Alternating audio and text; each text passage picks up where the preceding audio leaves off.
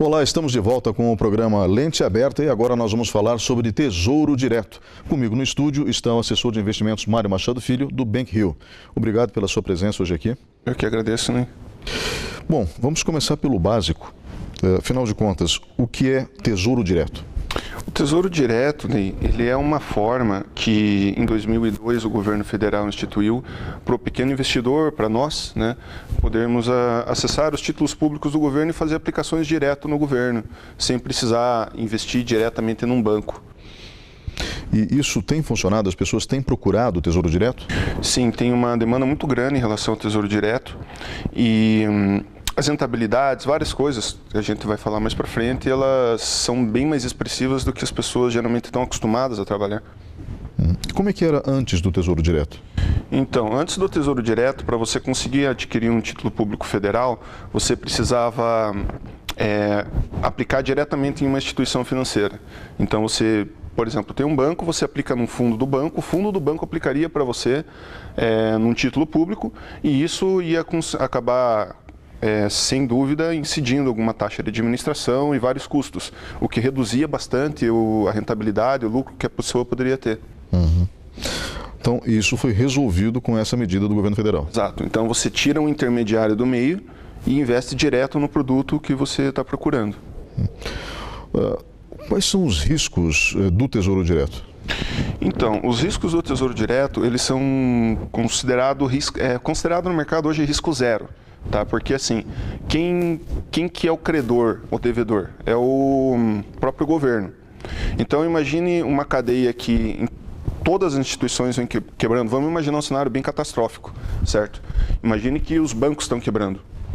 Se os bancos quebrarem, você ainda tem o governo. E o governo ele pode saldar essa dívida. Agora, se o governo quebrar, todos os bancos já quebraram. Então, se a gente pensar, beleza, eu apliquei no Tesouro Direto, se acontecer a maior calamidade possível, o governo ainda consegue garantir minha dívida. E eu posso, na pior das hipóteses, processar o governo depois para receber esse dinheiro. Diferente de um banco, que pode quebrar e sumir tudo. Bom, o governo já deu calotes antes. Ele não poderia dar nesse caso também? Então, se houver o caso do governo dar um calote, além do fato de você poder processar, vamos supor que há uma dívida gigante que o governo tenha feito. E isso gera um cenário X, né? Isso vai aumentar a inflação, né? E como que o governo poderia resolver esse tipo de situação? Emitindo mais moeda. Emitindo mais moeda, ele geraria mais inflação novamente. Porém, existem algumas aplicações que você consegue fazer pelo Tesouro Direto que elas são vinculadas à inflação.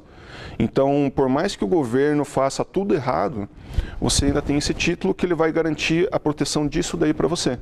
E eles podem fazer a rolagem de dívida, entre várias outras coisas, mas você consegue reaver esse dinheiro depois. Os títulos do Tesouro Direto, eles são garantidos pela Bovespa, não? Então, os títulos do Tesouro Direto, eles têm uma intermediação pela Bovespa. Tá? Então, todas as operações que você fizer, elas vão ficar registradas com o seu CPF. Inclusive, você tem lá um sistema que é o sistema online do investidor e você vai com o canal online do investidor, eletrônico do investidor. No canal eletrônico do investidor, você consegue ver um extrato de tudo que tem. Então, você fez a aplicação A, B e C. A aplicação A, B e C vai aparecer com os valores, com as rentabilidades e tudo isso vai gerar provas, vai gerar toda uma situação para caso haja algum problema lá na frente, você consiga reaver esses valores. Mas tudo fica registrado em uma base que é do próprio governo, que é da própria Bovespa. Então, dessa forma, a Bovespa e o próprio governo fornecem todas as, como eu posso dizer, informações necessárias para que o investidor se mantenha protegido no ambiente de investimentos, é isso? Exato. É interessante. Quais são os valores que regem esse tipo de aplicação? Qual é o valor mínimo? Existe um valor máximo? Então, o valor mínimo são R$30. Eu acho que todo mundo consegue investir isso daí. E o valor máximo seria R$1 milhão mensal. Tá? 1 milhão mensal? Então, sim. Você pode investir. Você pode investir. A maioria das pessoas acho que não tem 1 milhão, mas R$30 é mais fácil. R$30. Qual é a rentabilidade?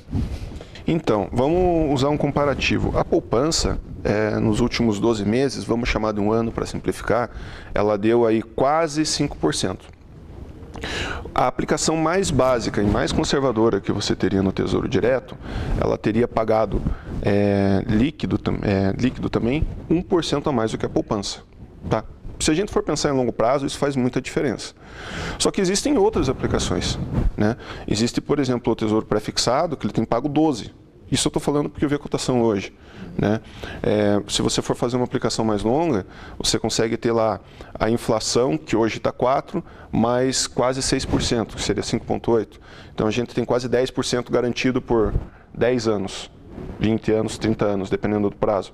E se eu quiser, e se a inflação subir, você vai ter todo o ganho da inflação também. Você tem toda a correção monetária desse valor. Uhum. Em relação à inflação, as instituições financeiras têm acompanhado os índices realmente são reais de inflação? Os índices de inflação, eles correspondem à realidade? Então, assim, a gente tem vários índices de inflação. Tem, por exemplo, o IPCA, tem o IGPM, tá? Então, assim, o IPCA, ele é um índice de inflação que ele é usado para famílias que, digamos, consomem mais produtos de cesta básica. Tá? Então, essa inflação, que é a inflação oficial do Brasil, ela reflete a realidade dessas famílias. Ela pode alterar a minha realidade. Porém, a minha inflação pessoal, digamos assim, ela é muito superior a isso. Por quê? Eu consumo produtos eletrônicos, eu uso com certeza muito mais combustível, o carro que eu dirijo é diferente, da mesma forma que você. A sua inflação pessoal vai ser diferente da minha inflação pessoal.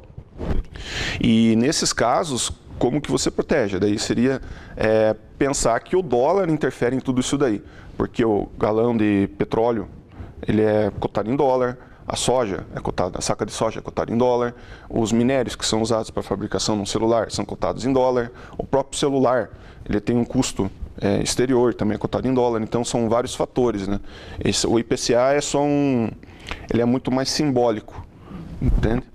Mas que casa perfeitamente com o que a gente está falando aqui em relação ao Tesouro Direto. Isso, com a ideia do pequeno investidor. Como que se faz para aplicar um Tesouro Direto? Então, para você fazer as aplicações do Tesouro Direto, você tem que fazer um cadastro no site do Tesouro Direto, que é um site governamental. Você coloca lá no Google Tesouro Direto, vai ser possivelmente o primeiro site que vai aparecer.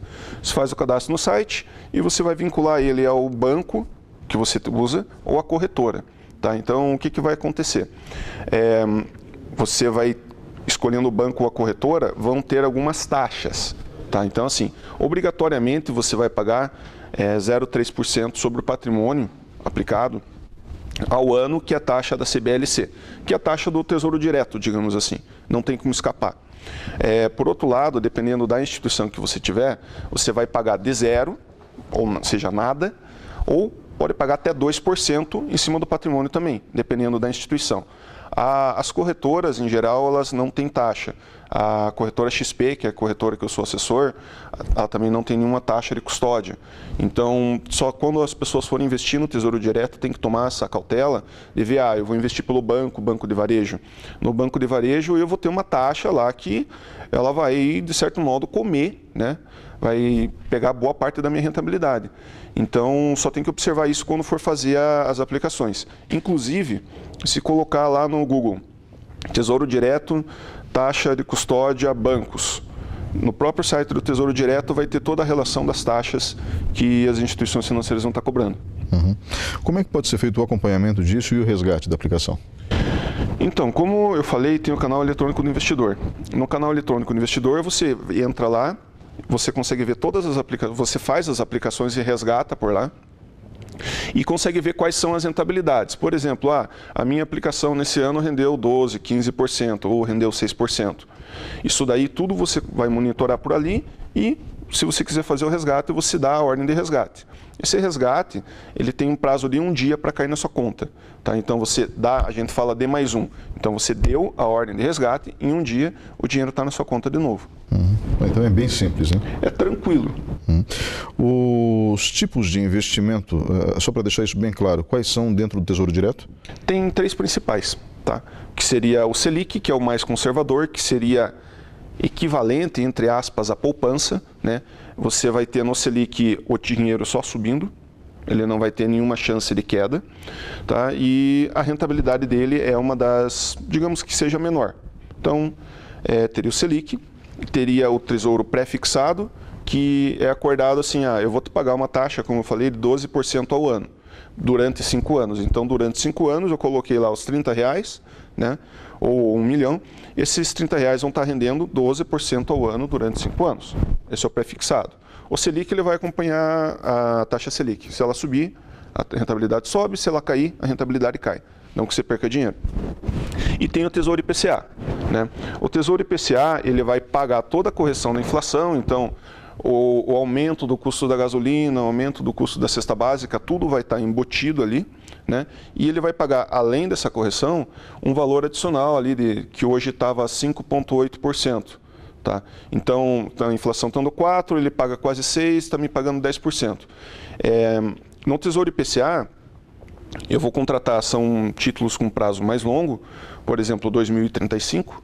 Então, eu vou ter até 2035 toda a correção da inflação e sempre sendo pago esse 5,8%. Tá? Daí, dependendo do título, ele pode pagar alguns cupons semestrais. Imagina assim, eu coloquei o dinheiro, ele a cada 6 meses, ele vai me pagar como se fosse uma bonificação. Em vez do valor principal que está corrigindo ficar só no valor principal, ele vai me devolver na minha conta corrente, por meio desse cupom semestral, parte dos juros, entende? Então, daí eu pego esses juros que eu recebi e eu reaplico em outra coisa, ou uso, ou faço o que eu quiser.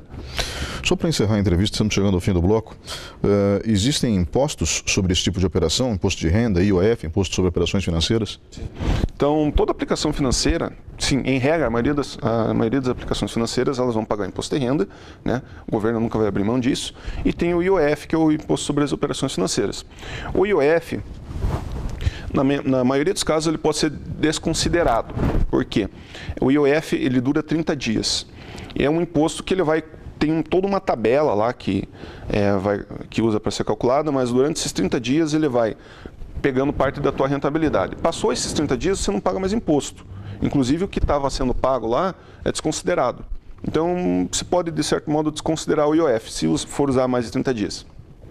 Daí o imposto de renda, ele vai começar com uma alíquota de 22,5%, que incide, vamos frisar, sobre a renda, né? Não é sobre o patrimônio, é sobre a renda. Ele vai começar a 22,5% e a cada 6 meses ele vai cair para 20%, 17,5% e 15%. 15% ele vai chegar no final do passado segundo ano. Tá? Então, como, por exemplo, a maioria dos títulos você tem uma ideia de fazer um investimento um pouco mais a longo prazo, imagine que você vai pagar 15% no imposto de renda. Vamos simplificar bem as coisas. Mário Machado Filho, assessor de investimentos do BanQi, obrigado pela sua presença hoje aqui. Eu que agradeço. Né? Vamos agora para um breve intervalo e voltamos em instantes.